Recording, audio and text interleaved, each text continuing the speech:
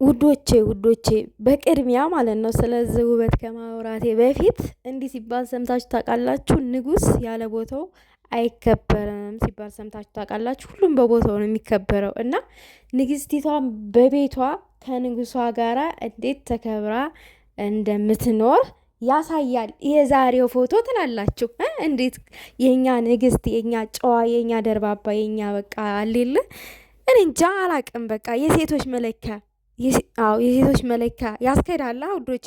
አገላለጡ እንዴት ነው?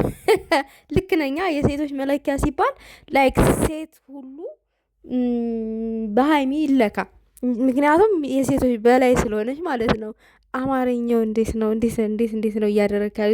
ዛሬ እንግዲህ ቅማምዬ ከንጉሷ ጋር ፏፈሽ ብላ በቤታቸው ማታ ጠብቁን ብለዋል። አይቀርም ማለት ነው። እኛም ሽንክልክል ስንል እንሄዳለን፣ ያለውን ነገር እናጣጥማለን፣ ፍቅር እንጎነጫለን ምናምን ነገር። ያላፈቀራችሁም እያፈቀራችሁ፣ ያልያዛችሁም ይዛችሁ እየተገኛችሁ ምናምን ነገር በባዶ ፍጥጥጥጥ አትበሉ፣ አታፍጥጡ።